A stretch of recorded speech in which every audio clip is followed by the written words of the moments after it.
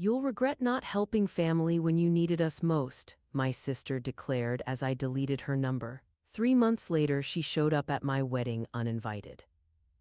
The ivory envelope of my own engagement party invitation sat heavy in my hands, crisp edges cutting into my fingertips as I turned it over and over. Another name waited to be written: Rebecca, my sister.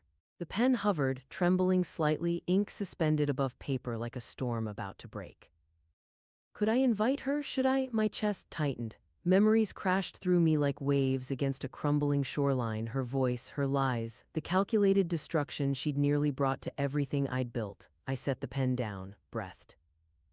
At 29, I finally had everything I once thought impossible: career success, a loving partner, freedom from the shadow of family expectations. Meanwhile, Rebecca's life was collapsing in spectacular fashion: fired from her prestigious job, marriage disintegrating, financial ruin looming on her horizon like an approaching storm. But the journey from family scapegoat to where I am now wasn't without its casualties, my sister's reputation being one of them. And despite everything, some twisted, broken part of me wondered if I should feel guilty about that. I don't. Growing up as Amy meant existing in the negative space around Rebecca. She was 6 years older, endlessly accomplished, and the unchallenged center of my parents' universe. I learned early that achievement was measured on a sliding scale. What would earn Rebecca moderate praise required perfection from me to merit acknowledgement. My straight A report card collected dust while Rebecca's B- in economics earned a celebratory dinner. Her mediocre piano recitals warranted enthusiastic applause. My first-place art competitions received distracted nods and mumbled "that's nice, honey" responses. I remember one Christmas when I was 14 watching Rebecca unwrap a MacBook Pro while I received practical clothes and school supplies. My father noticed my expression and pulled me aside. "Rebecca needs it for her business classes," he explained, his tone gentle but dismissive. "Art is a lovely hobby, Amy, but it won't put food on the table." A hobby? That's all my passion ever was to them, a childish phase I would eventually outgrow in favor of something practical, something respectable, something like Rebecca's business career. By 17, I'd learned to stop sharing my accomplishments with my family. Each success became a private victory, each recognition a secret I kept for myself. I stopped showing them my artwork, my design projects, the scholarship offers. What was the point? The disappointment of their indifference hurt more than not telling them at all. The final breaking point came at my college graduation. I'd earned top honors in graphic design, secured an internship at a competitive agency, and given a speech as class representative. My parents attended, but they spent the entire dinner afterward discussing Rebecca's recent promotion at her financial firm. "Vice president at 32, my father boasted to the waiter who hadn't asked and clearly didn't care. The youngest in company history." I sat there, cap and gown still on, achievement honors cord around my neck, completely invisible. My mother touched my hand once, smiled absently, then turned back to my father's monologue about Rebecca's meteoric rise.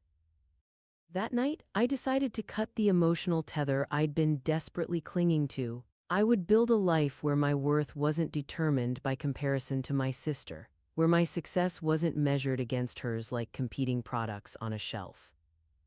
I moved to Chicago the following week. I didn't tell them I was leaving until the day before. My mother cried, not understanding why I was running away. My father looked confused, then disappointed. "You're being dramatic," he said, shaking his head, "just like when you were little." I didn't argue, there was no point, I just left. 3 years of grinding work followed, 80-hour weeks at a design agency, side gigs, networking events where I smiled through exhaustion, cold emails, rejected pitches, ramen noodles and roommates, and relentless self-doubt. But slowly, painfully, success began to materialize. My portfolio grew, clients started requesting me specifically. My digital illustrations caught attention, then accolades, then industry awards. I was breathing easier, standing taller when I met Jacob. We collided at an industry conference, literally. I spilled coffee on his perfectly pressed shirt, mortified until I saw him smiling instead of scowling. He had kind eyes, laugh lines, a voice that felt like warm honey. I've been trying to figure out how to introduce myself to you all morning, he confessed as I frantically dabbed at his ruined shirt. Though I'll admit this wasn't quite the icebreaker I had in mind. I learned later that Jacob already knew who I was. He'd admired my design work for months. But at that moment, he was just a kind stranger with coffee-stained business casual and a disarming smile. What began as apologetic coffee turned into dinner, which evolved into the most natural relationship I'd ever experienced. Jacob built his business from nothing, a digital marketing agency that had become the industry's rising star. He understood ambition, drive, the hunger to prove yourself, but he also understood balance, joy, the importance of creating space for life alongside work. With Jacob, I felt seen, not as someone's sister or daughter or disappointment, just as Amy. 6 months into our relationship, he accompanied me to Thanksgiving at my parents' house. It was my first visit home in over 2 years. I'd shared enough success stories that even my parents had begun to acknowledge my career had surpassed hobby status. And I needed them to meet the man who had become my partner in every sense of the word. I should have anticipated Rebecca's reaction. The moment she saw Jacob, something shifted in her expression. A calculation, a narrowing of eyes, an assessment of what he represented: success, validation, happiness, all things she'd long considered her exclusive domain. At dinner, she was surgical. Questions about his business that probed for weaknesses. Comments about how sudden our relationship seemed. Subtle implications that my success was primarily due to his connections. Through it all, she maintained plausible deniability, her words technically appropriate while their intent formed razor blades. "It must be so convenient," she said, wine glass poised at her lips, "finding someone in the industry who can open doors for you." My parents exchanged glances but said nothing. They never contradicted Rebecca. "Actually," Jacob replied smoothly, "Amy's been opening doors for me. Her design work with Vertex last quarter helped us land 3 new clients." Rebecca's smile tightened. I saw something flash in her eyes, something cold and determined that sent ice water down my spine. That night, in my childhood bedroom, Jacob held me as I tried to explain the family dynamics he'd witnessed. "She's always been like this," I whispered. "I just never had anything she wanted before." I didn't realize then just how accurate and dangerous that assessment would prove to be. The sabotage began so subtly I almost missed it. First came the questions, innocent-sounding, concern-wrapped barbs delivered over family dinners or casual phone calls. "I hope Jacob's business is stable enough for the long term. So many startups fail these days. I noticed your designs have changed since you started dating him. I liked your old style better. It felt more authentic." Little seeds of doubt planted with surgical precision, designed to take root in the dark corners of my mind. Then came the helpful advice. Rebecca suddenly developed an interest in my career, something she'd never bothered with before. She'd forward articles about designers who'd compromised their integrity for commercial success. She'd reminisce about my true potential before Jacob, implying I was somehow diminished by his presence in my life. My parents, hearing only her voice most frequently, began echoing her concerns. "Are you sure about this relationship?" my mother asked during one call. "Rebecca mentioned he seems controlling about your work." When I confronted Rebecca, her performance was masterful, eyes widening with hurt, voice catching with perfect emotion. "I'm just looking out for you," she insisted, a single tear balancing perfectly on her lower lash. "After everything you've been through, don't you think you might be rushing into this relationship? I'm concerned, that's all." The gaslighting was so effective I actually apologized to her. The campaign escalated when she realized her subtle approach wasn't working. A mutual friend called, troubled, saying Rebecca had pulled her aside at a party to share worries about Jacob's business practices. A client withdrew from a contract after receiving concerning information about my work. Former classmates reached out, repeating almost verbatim questions Rebecca had planted about whether my relationship was healthy. By the 6-month mark, anonymous social media accounts appeared, hinting at professional misconduct by both Jacob and me. Business competitors somehow knew details of proposals that only family members had heard about. A particularly lucrative partnership dissolved overnight after the potential investor received troubling information from a reliable source. My parents remained oblivious or perhaps willfully blind. "Rebecca's just protective," my mother insisted during one of our increasingly rare phone calls. "She's always looking out for you." The real damage emerged when Jacob nearly lost a $2.7 million contract, the largest of his career, after someone sent his potential clients a dossier of fabricated evidence suggesting financial impropriety. The documents came from an anonymous source, but the writing style, the specific knowledge of Jacob's presentation details I'd mentioned only to my family, made the source painfully obvious. I discovered later that she'd created an entire digital portfolio of manipulated evidence against us. Screenshots edited to show conversations that never happened. Financial documents altered to suggest impropriety. Even fake text messages between Jacob and an invented mistress. The night we uncovered the full extent of her machinations, I sat on the bathroom floor, shaking uncontrollably, while Jacob made calls to salvage what remained of a major client relationship. My chest felt hollow, my lungs struggling to draw breath. The sister I'd grown up with, the person who should have protected me, had methodically worked to destroy everything I loved. What kind of emptiness lived inside her that my happiness caused her such pain? The breaking point came suddenly, brutally. We were meeting with investors, the biggest meeting of our careers, the culmination of a joint project between our two businesses. Minutes before our presentation, Rebecca appeared in the conference room doorway, clutching a manila folder. "I'm sorry to interrupt," she announced to the room of startled executives, "but there's something you need to know before you invest with my sister and her boyfriend." Time suspended. My vision tunneled. The room, all those watchful eyes, disappeared until there was only Rebecca, her folder, and the cruel triumph in her expression. Jacob moved before I could, blocking her path with quiet authority. "This isn't the place," he said, voice low and controlled. "They deserve to know who they're really dealing with," she insisted, trying to step around him. What followed exists in my memory as disjointed fragments. Security being called, Rebecca's escalating voice, the investor's uncomfortable expressions, my complete humiliating silence, years of conditioning rendering me mute in the moment I most needed to defend myself. Afterward, Jacob held me as I finally shattered, sobbing so hard I couldn't speak.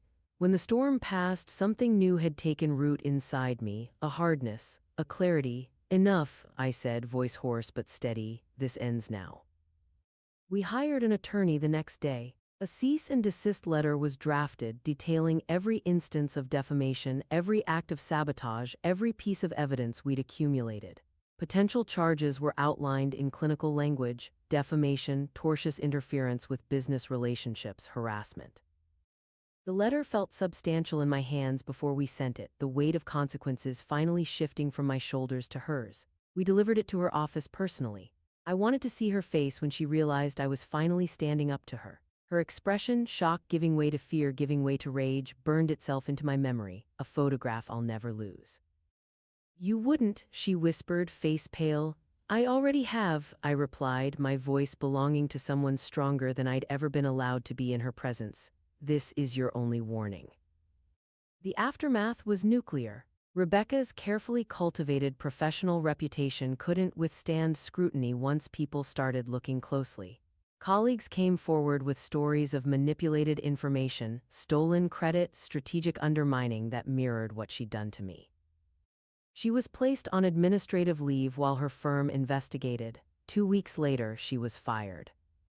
Her husband discovered the obsessive documentation of her campaign against me, folders upon folders of manipulated evidence, fake accounts, detailed plans for destroying my relationships and business connections. The divorce filing cited psychological concerns and irreconcilable differences. My parents finally saw the truth when Jacob and I presented them with irrefutable evidence of what their golden daughter had done. My father aged 10 years in that single afternoon. My mother wept, apologizing over and over for not believing me, for not protecting me, for not seeing what should have been obvious. Their apologies came 2 decades too late to heal the wounds of my childhood, but they were something, a beginning maybe. As Rebecca's life imploded, mine expanded. Jacob and I launched a successful joint venture. We bought our dream home. He proposed beneath cherry blossoms in spring, and I said yes without hesitation. The letter arrived 3 days after our engagement announcement appeared in the Chicago Tribune. My hands trembled as I recognized Rebecca's handwriting on the envelope, slanted and hurried, not the perfect penmanship she'd once prided herself on. I sat on our balcony, Chicago's skyline spread before me, and pulled out 5 pages of my sister's desperate words. The paper felt heavy, weighted with manipulation, each word a calculated step in a familiar dance. She began with contrition, theatrical, elaborate apologies that spanned the first page. By page 2, subtle blame began seeping through. "I was always Dad's project," she wrote, ink smeared where tears had fallen. "The perfect daughter they needed me to be. You don't know what that pressure was like, Amy. When you started succeeding, when you found Jacob, something inside me broke. I saw you happy, truly happy, in ways I'd never been allowed to be." My chest tightened, old reflexes stirring, the instinct to comfort her, to take responsibility for her feelings. "Maybe if they hadn't compared us so much," she continued. "Maybe if they hadn't made me feel that my only value was in my achievements. I know it's not an excuse, but I need you to understand that I was drowning. Your success felt like it was stealing my oxygen." By page 3, she detailed her collapse, bankruptcy looming, employment impossible with her tarnished reputation, divorce nearly finalized. She was selling furniture to make mortgage payments. Their parents couldn't help. Dad's retirement savings had taken a hit and they were barely managing themselves.